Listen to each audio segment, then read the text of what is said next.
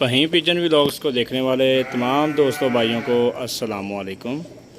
मैं आपका दोस्त मैर फ़हीम। सबसे पहले हमारे चैनल को सब्सक्राइब कर दें और बेल आइकन का बटन दबा दें।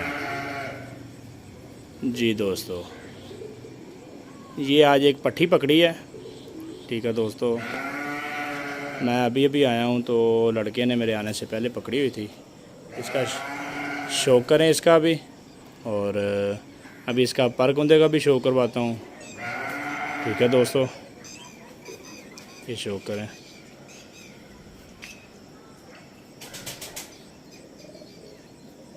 अब इसका पर कुंदे का शो कराता हूँ। जी दोस्तों, ये इसकी आँख का शो करें।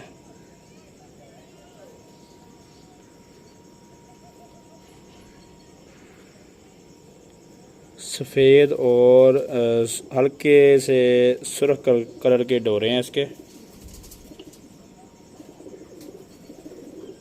ठीक है दोस्तों, अब देखें, ये देखें, सफ़ेद हल्के सुर्ख कलर के डोरे हैं इसमें। ठीक है दोस्तों, कांटों वाली ये पट्ठी बनेगी कबूतरी। अभी इसका पर कुंदे का भी शो करवाता हूँ आपको। ये देखें माशाल्लाह, इसके पर चेक करें आप।